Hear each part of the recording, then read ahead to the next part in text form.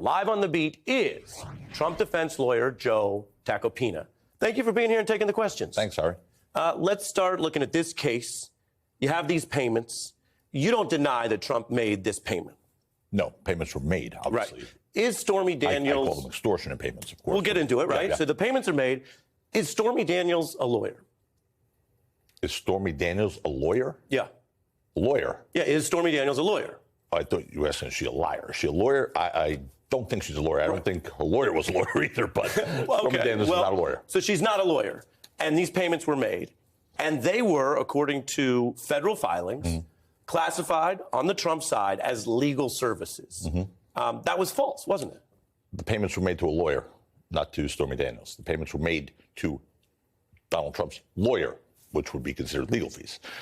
Michael Cohen, regardless of what we all know about him now, and hindsight is 2020, is a fraud, is a liar, a convicted perjurer, in the Trump world and outside the Trump world with the medallions and all that stuff, was his lawyer at the time and advised him that this was the proper way to do this to protect himself and his family from embarrassment. It's as simple as that. And that money, though, just to be clear on this point, did go to Stormy Daniels, so it wasn't legal fees, it was a payment. No, it went to Stormy Daniels first from Cohen. This was how Michael Cohen structured this, by the way, okay? It went to Stormy Daniels from Michael Cohen. He decided he was going to do it this way and asked for the reimbursement of what he billed as legal fees. That is not a crime. It's not a crime, and more importantly... Well, I didn't... Hold on, because we're doing this with piece-by-piece evidence. Yeah. I didn't say or ask if it was a crime. I'm just trying to get the pieces in place. Yeah. You seem to be putting forward a defense that's the kind we've heard from Trump before, that, well, other people are just doing these things, so he's not in on it. It's not other people. This is his lawyer who was advising him his lawyer at the time. And how to structure a settlement. How to structure... Yeah. And so let's take a listen. I actually want to jump ahead to something we have. This is a Trump-Cohen recording where you have Trump in the room informed about the nature of some of these payments. Let's listen to this audio recording. I need to open up a company for the transfer of all of that info regarding our friend David. I spoke to Alan about it when it comes time for the financing, which will be... Listen, what financing? We'll have to pay you. So don't pay for cash. No. When Donald Trump's talking to Mr. Cohen, as you say at the time, his lawyer, and is engaged and is saying yes and pay with cash, that doesn't sound like... of cash. It means instead of financing the payment over months or years. Right, but that... Write a check. Okay. Yeah. That doesn't sound like someone who has a lawyer who's gone rogue. It sounds like someone who is using this lawyer to send the money to Daniels. And the problem potentially for your client in New York is whether this was misclassified, a.k.a. illegally written down as something it wasn't, as a payment for legal services. What would be illegal about it? Well, I could show you. I know you like to ask questions. I don't know what would be illegal about it. Here's what he was called in the federal case, individual one. Those were the Cohen charges. And you refer to that to say that that was bad for Michael Cohen. That was campaign finance law violations, right? Right. And here is... something that the federal government chose not to bring against Donald Trump. Well, as you know, they were not allowed to under DOJ rules in a federal case while he was president. Oh, and then he was not president, and they still haven't brought cases against Donald Trump. This is true. Thank you. This is true. Thank you. Now, you asked about whether this would become a crime or not. And again, the authorities will determine that. But if you're making the defense, I'm trying to understand what the defense actually is, because here's how it was put by the feds. Cohen, with the assistance of Corporation One, arranged for the purchase of those stories to suppress them and prevent them from influencing the election. The new reporting is, I want to get the benefit of your response, prosecutors could argue that $130,000 became a donation to Trump's campaign under the theory that the money was silencing Daniels, benefiting his candidacy. So two-part question, why lie about this and why misidentify the payment if it was legal? And second, your response to that theory of the case. A donation to his campaign by himself. Okay, that's what it would be. This is very different. Look, John Edwards, remember that case where a third party paid for John Edwards' mistress who was pregnant with his baby and all that stuff. That was a third party. That was a donor. Okay, he was acquitted, and the DOJ dropped all charges on the hung counts on that. This is different. This is Donald Trump paying with his own money. And here's the bright line test. And here's where this case falls miserably. And by the way, yes, I'm his lawyer, so you would expect that from me, Ari. But what you have here is legal scholars, former members of the Federal Election Committee have publicly stated there was no crime here, no campaign law violation. Because here's the deal. First of all, there's a crucial distinction between separating campaign funds from personal funds, right?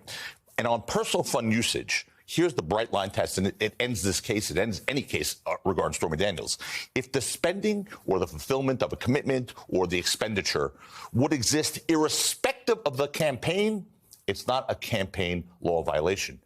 End of story. This would exist irrespective of the campaign. You're making a potential defense that he would have paid this out regardless. It's not only would I say that his lawyer at the time, who pled guilty to all sorts of lies and frauds, who's now a cooperator, said that under oath. He said that under oath. Can you point to other payments that Trump made like this outside of a campaign? During the time of the campaign? Outside of that campaign year, in his other many years on planet Earth, has he ever made a payment like this? I have no idea, Ari. I have no idea. But Donald Trump is a litigious individual who gets sued by a lot of people, okay, commences lawsuits, and all the time things are settled. I've represented hundreds of people in similar situations where they make payments for what's called a nuisance settlement. Look, $125,000 to me is not, I mean, to you it's nothing, but to me it would be important. But to Donald Trump, it's what's called a nuisance settlement, okay? And when you do that, it's to make a problem, an embarrassing problem, go away. It doesn't mean it's real, because he vehemently denies an affair, so it doesn't mean it's real or not. Yeah. It means you're settling something to not have to deal with the aggravation of it. It sounds like a lot of money to me, and we've never, done that much together. But if you were at the early bird special with me, you'd know I like to keep things as cost-effective as possible. That's why you have that big bank account. But I'll ask you this. If all of what you say is true, It is. then why was Trump hiding it and lying about it at the time? And I'll play that for your response. He lied about it. We all know that. When you Take say a he look. lied about Take it, a look. Let's see.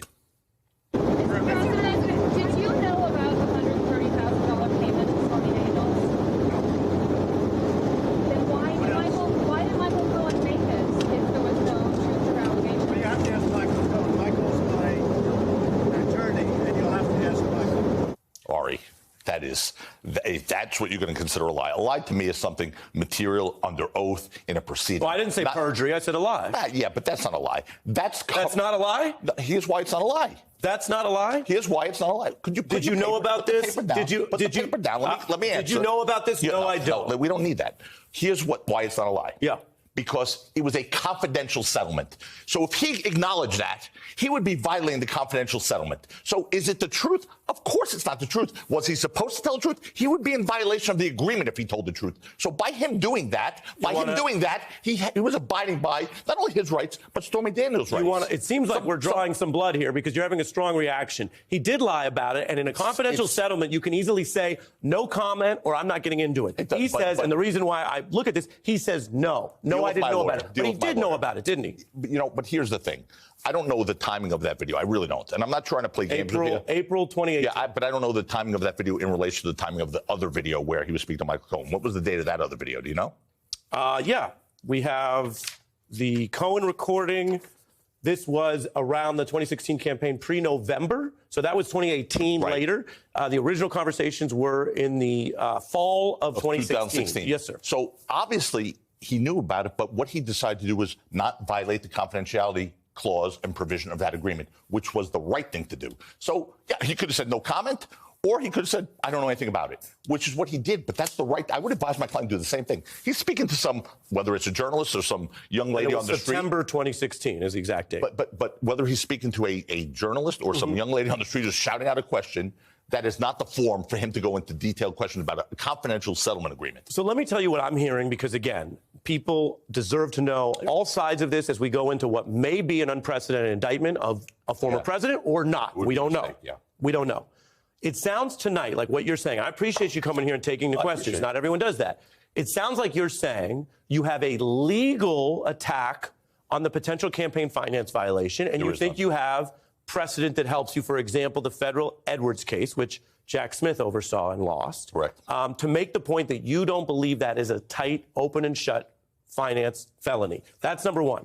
And number two, on the misdemeanor case, which is more legally minor, but is not zero, and you and I can point to individuals who've had trouble with misdemeanors. Sure. It seems that you're saying, well, yeah, he lied. He lied.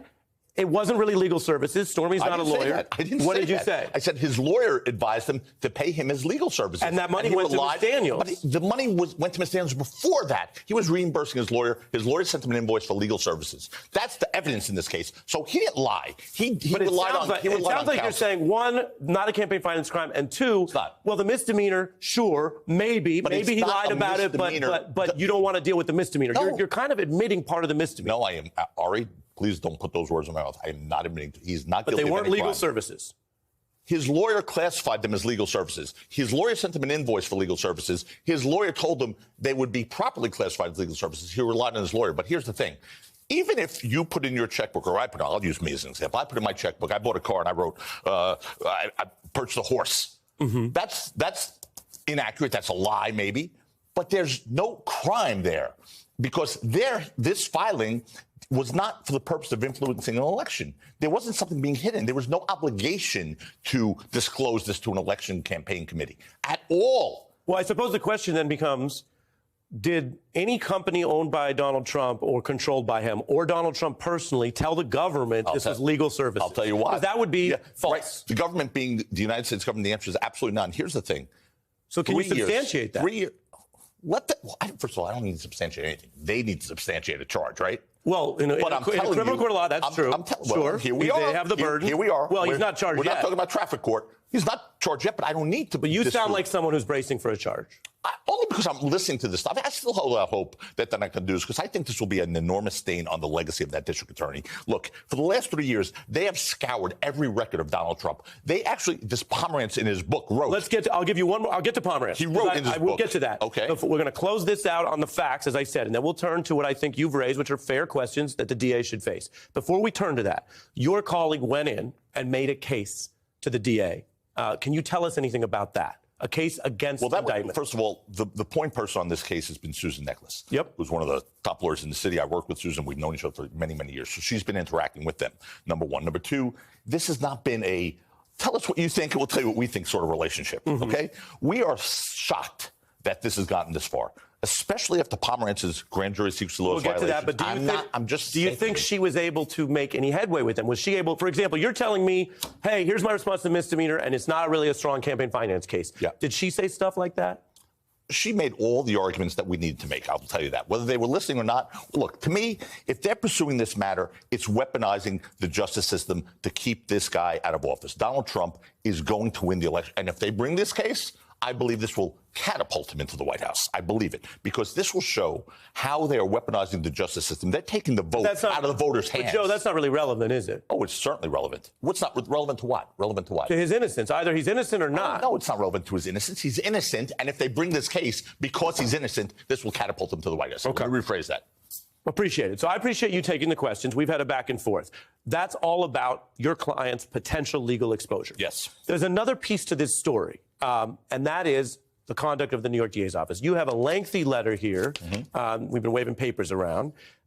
You can wave this one around all you want. And you say a legal theory wouldn't pan out. The New York DA simply pivoted to a new theory because it was determined to identify an alleged crime. Pomerantz, you mentioned this former prosecutor who was detailed there, and his colleagues kept trying to bring back the case from the dead. Yeah. Now, this also is important. Whether people agree or disagree with your representation of Donald Trump, you're here. You're definitely a newsworthy person right now. Let's listen to some of what we heard from Mr. Pomerantz after he left the office and did his book tour. Sure. When you describe your reasoning and the debates between you and your team about the hush money thing, are you giving a potential lifeline to Donald Trump's defense lawyers? I don't think we've given the defense any kind of leg up. I don't know what's going on behind closed doors in the DA's office, and I don't know what evidence is being presented. I don't know whether charges will be brought. The evidence is there. It may not be as sweeping an offense or an offense that involves so much money as the financial statement case, but it's still serious misconduct. I hope that case is brought. For the benefit of the public record, what is it that you allege that is improper about either Mr. Pomerantz or the function of the DA that is provable that you think should be on the record? I have an agreement that he signed when he left his Paul Weiss, which is a Clinton-affiliated law firm, by the way, as an aside. When he left Paul Weiss to join... Opinion, but go ahead. It's not my opinion. It's a fact. They raised money for the Clintons, but it's whatever it is. He went to the district attorney's office as a prosecutor. You know, in his great book, he told his wife that not only did they not pay him, he would have paid to prosecute Donald Trump. Think about that. Let that roll around your head for a second. Prosecutors are supposed to be blind when it comes to dishing out justice. He would have paid to prosecute Trump, he said. Then he goes in there looking for a crime to fit the person. It's not supposed to be that way in our system. It's the other way around. Then he he signs a document, and in that document it says, if you reveal grand jury information, which is any information, according to this document, that you get during this investigation. He wasn't there as a pedestrian. He was there as a prosecutor assigned with fiduciary obligations and confidentiality agreements. And if you reveal this to a third party, it's a felony under New York state law. Well, be damned. He just decided he was going to write a book. I believe his license will be taken from him.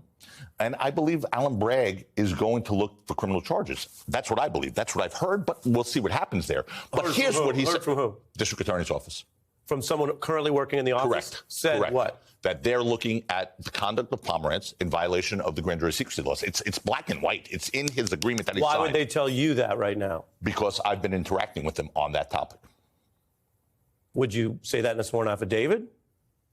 Sure. You have a sworn affidavit you want me to sign? Well, I mean, I don't Would I say that? I wouldn't say it on. I wouldn't say it on television if I wouldn't say it in the sworn affidavit. Okay. Well, it's a heady allegation you're making, and you're citing the current DA's office. And it's a factual allegation. He signed a document. So here's the question. Don't forget, Alan Bragg went on television to say what he's done is in violation of grand jury secrecy laws. And we reported that. That's not a shock here. I'm giving you time on this. Tie up, though, the Pomerantz Go ahead, thing? okay. Here's what he said in his book, which was clearly one of the most biased things I've ever read, because he said he wanted to get Trump. He wanted to find a crime to fit Trump. What he said was that this case, the Stormy Daniels hush money case, was the zombie case. It's the one that no prosecutor would touch in a million years. And it's funny that we have now reduced ourselves to the point of relying solely on Michael Cohen, a guy who's a convicted liar, to bring a case against President Trump when they have nothing else. They scoured for 3 years. You know, it's interesting. You're jumping. I got to say, you're jumping around because I wanted to give you time on the Pomerantz piece. You're jumping around, and as a reporter and fact checker, I have to say we have the Cohen receipts. It's not just his word. Your point is he was convicted, and he was convicted of these crimes. But we'll put up on the screen for people to remember multiple receipts of these payments. This is, I think we have this in part one, our Cohen payments, which he made. So those checks are signed by your client, Donald Trump. That is not Mr. Cohen's word. Those are actively verified financial receipts. And when they talk about receipts, that's what you're facing in court. You know, I honestly, all right, I think it's time for me to get a thicker pair of glasses, maybe, because I'm not extra. That says Donald Trump on it, right? That's and it's from the actual banks, and it's the actual receipts. Yeah. Made out to who? Will this work in New York court? Will you tell the judge you need glasses? Made out to Mr. Cohen. Oh, yeah. Okay, well, there's a fact that's not in dispute. What are you talking about? I thought you were showing me a check that was signed by my client that was sent to Stormy Daniels. Yes, he paid Michael Cohen. Yes. He was invoiced by Michael Cohen for legal fees. I want to button up Pomerantz. I appreciate you taking all the questions. If you are, for the sake of argument, correct about Mr. Pomerantz, what do you say to the DA defense or few that he no longer works there, that they got rid of him, that this is a They didn't get rid of him. He resigned. He did resign, but what do you say to their view that whatever you think of him, even if you're right that he made chargeable mistakes, for the sake of argument, that doesn't vitiate and destroy this case against your client? What do you say to that? I say, well, according to Alan Bragg, it caused a problem for them because Alan Bragg went and did a press conference saying that this compromises their grand jury investigation against Trump. So that was the DA saying that. Yeah. But regardless of that, just let's focus on these facts. Ari, these facts do not make out a crime, not a misdemeanor, not a felony, not a traffic ticket. Yeah. They don't. They just don't. There is nothing criminal about what happened in the Stormy Daniels payments. You make your point there. I'm not going to ask you to answer for everything Donald Trump has ever said, but couldn't do that. You are his lawyer. Here is what he's saying on the legal front. This is new from his most recent speech at CPAC. Okay. Take a look. Mm-hmm. If you put me back in the White House, their reign is over. I am your warrior. I am your justice. And for those who have been wronged and betrayed, I am your retribution. I am your retribution. Serious question. You know what's going on in the country. You're a lawyer. You've done a lot of cases in New York. That's how we know you. Yep. Do you have a client who is actively threatening that if he takes control of the government or the Justice Department, he will misuse it against his critics, that he will try to jail people from the DA's office? I can see how. What is your response to that? I can see how detractors would say that. You know, he's a fiery speaker. But what I see from that is reducing the weaponization of the Justice Department. There's a committee now headed by James Jordan, right, that has now been formed for the first time in the history of this country to oversee the weaponization of the Department of Justice against individuals. He's vowing, and he's not the president. He's vowing, he's not the president. Sir, he's vowing, quote, retribution. Retribution means getting rid of all the bad apples, all the bad actors who have violated the oath of the Department of Justice. There's a committee. It's President Biden's reign right now, and they formed a committee under President Biden for the DOJ to be overseen because of the weaponization of the Justice Department, and it makes me ill, honestly. You're handling this New York case. Would you defend him on January 6th? Listen, what I'm not going to do is go into, I don't know about all these other cases. Would you take the January 6th case? If I believe in the case, I would certainly take it. That's why I'm involved in this case. Do you believe in the case? I don't know enough about it. I believe in him. I will tell you that. Joe, I'm giving you time. Joe, you know what happened on January 6th. What's not going to happen is I'm not going to go into hypotheticals. I'm just not going to do it. I know what happened on January 6th. So I represented Kimberly Guilfoyle in that congressional committee. Would you take Donald Trump's January 6th defense? Donald Trump? Yeah. What did he do wrong? I'm asking if you take the case. I'm not doing an interview with you. I'm interviewing you. Would you take the case? Let's switch seats then for a minute. Someday we will. Would you take that case? If they asked me to take it and there were a case, depending on what the allegations were, of course. It's also a matter of... Depending. All right. Yeah, depending. I can't just say I'll take any case. I don't do that as a lawyer. Joe, okay? I believe in this man. I believe in Donald Trump. And I feel he's being victimized by a system, and it makes me sick to my stomach. And you got time. I appreciate you being here. You're welcome to come back. Your client is welcome to come on and take the questions. Thank you for saying I was fair. We think this is important, and we discussed multiple aspects, including what you say is wrong with the DA's road to here. I appreciate you coming on the beat. All right. Tacopina. Thank you.